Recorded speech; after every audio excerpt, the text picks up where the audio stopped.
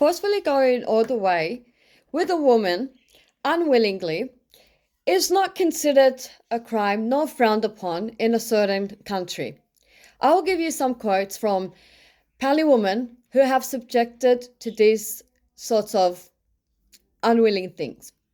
Quote, "They unclothed me in front of men and displayed me.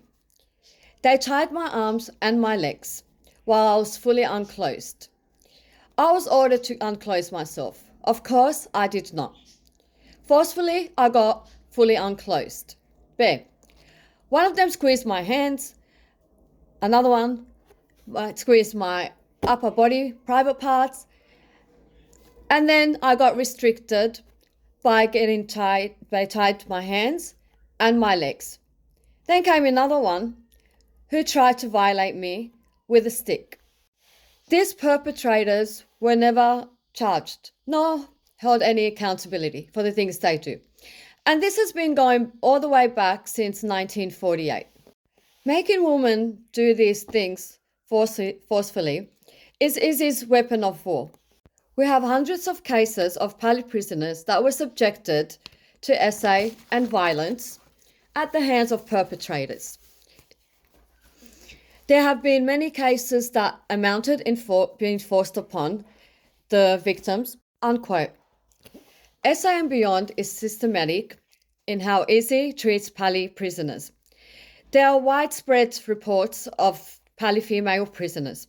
They get fully unclothed and searched and abused, grabbing them and forcefully forcing them to squat while searching them in areas which nobody is allowed to touch without a woman's consent.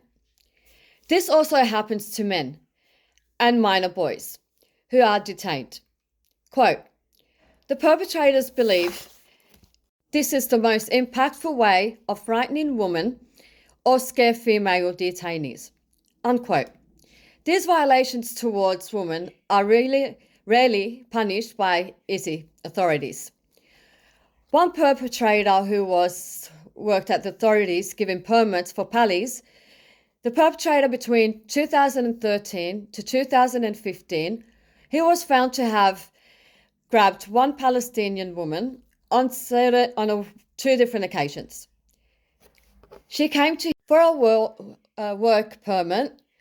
He had another thing. He forced himself onto her and forcefully went all the way with her. Once he was done, he made her clean up, gave her a permit, rescinded the permit, and forced her to do it again. He also did this to many other women, or in exchange to get work permits. In Israel, you either work and eat, or if you don't work, you're not going to eat. So they were forced to get permits. They had no other choice. Though this person did get convicted, nothing ever happened. He was just set free, like as if he didn't do anything.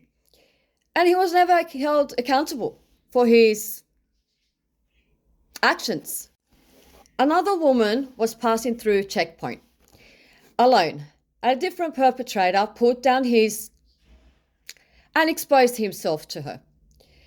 Since a certain date in October, women in Hebron, I'm not sure if I'm pronouncing it correctly, have complained about essays at checkpoints. These complaints have increased, which now include taking pictures of them, commenting on their appearances, and other inappropriate behaviours, which Izzy authorities have done nothing about. In 2019, Human Rights Council report many cases of these against Pallie women perpetrated in prison, police station, and in the custody of the Izzy Security Agency, also known as the Shin B or Shabak. I think that's something in Hebrew. Between 2001 and 2019, 1,200 complaints were filed to an Izzy government department in order to take care of things and to investigate what's going on, the abuse. Today claimed against Izzy's security agency. Report shows that only one case was investigated and nothing happened. Quote, There is no certain way to know why these perpetrators do the things that they do. There is no accountability, and no one is holding them accountable or holding them for the crimes that they are doing. No one is holding them accountable for the crimes that they are committing, or any punishment has been done for the crimes that they are doing. There is no system to punish them for the crimes they are committing against the Pallies. To keep them quiet, they use a form of violence and also blackmail. This is often to secure cooperation from an individual. So this is what happens in Izzy, 2 Pallies, and last week I spoke about G-rape. Now these 5 men are just walking around freely. One of them is back on the ground. He was so happy, and he was just stealing food from the human aid for the Pallies. And then another person was like, oh yeah, take there's sweets, there's dates, take them because that will give you more power, more energy to find people. So that's the reality of the Pallies in Izzy. That's just an everyday thing. It happens to the kids, it happens to males, it happens to females, it happens to little girls. And the sad truth about it is that the victims get treated like the perpetrators. And they feel so much shame, which they shouldn't be. If anyone should feel ashamed, it should be the perpetrators. But they don't. I'll end my video here. If you like my content, please subscribe.